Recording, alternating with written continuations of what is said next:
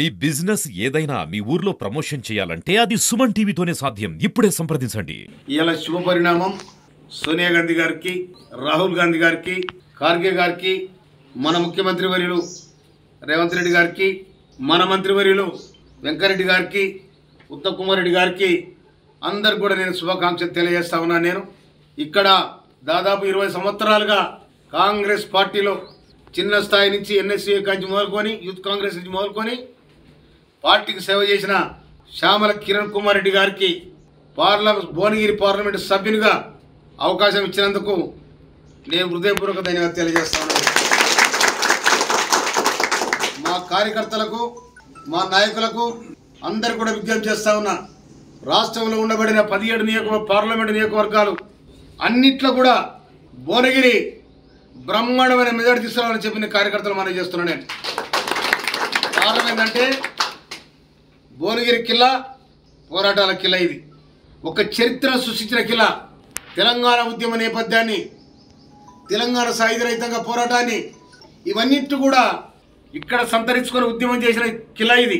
అడిపోతే ఇబ్రాహీంపేట నుంచి మొదలుకుంటే ఇక్కడ జనగం అక్కడ సాకలైలమ్మ, ఇటు వస్తే అక్కడ దొడ్డి కుమరయ్య, ఇక్కడ వస్తే బిఎన్ గారు, ఇక్కడ వస్తే కాంగ్రెస్ నాయకులు ఆనాడు స్వతంత్ర పోరాటం చేసి ఇవన్నీ సంతరించుకున్న నియోజకవర్గం కాబట్టి మినిమం 5 లక్షల మీద 5-6 లక్షల మెజార్టీ తీసుకురావాలని చెప్పిన కార్యకర్తలు మనం చేస్తాం. ఇది ఢిల్లీ కోటలో, ఢిల్లీ పార్లమెంటు గడ్డ మీద భువనగిరి ఒక చరిత్ర కావాలని కూడా నేను విజ్ఞప్తి చేస్తాను. నేను ఎందుకంటే ఇవాళ మన బ్రహ్మాండమైన ఎమ్మెల్యేగా గెలిచిన నాడు మనకు సంబంధించి ఇబ్రాహీంపట్నంలో 50,000 మెజార్టీ వచ్చింది. తర్వాత మునుగోడులో బ్రహ్మాండం 48,000 మెజార్టీ వచ్చింది. ఇక్కడ భువనగిరికి వస్తారకే 30,000 మెజార్టీ వచ్చింది. తుంగతుర్తికి వస్తారకే 51,000 మెజార్టీ వచ్చింది. నగరకల్లు పోతే 67,000 మెజార్టీ వచ్చింది. జస్ట్ మిస్ అయింది ఎక్కడ జనగాం. కనుక జనగాంలో కూడా మనం వడ్డ వేస్తాం, దాన్ని గడ్డ మీద కూర్చొని పెడతామని కూడా నేను విజ్ఞప్తి చేస్తామని.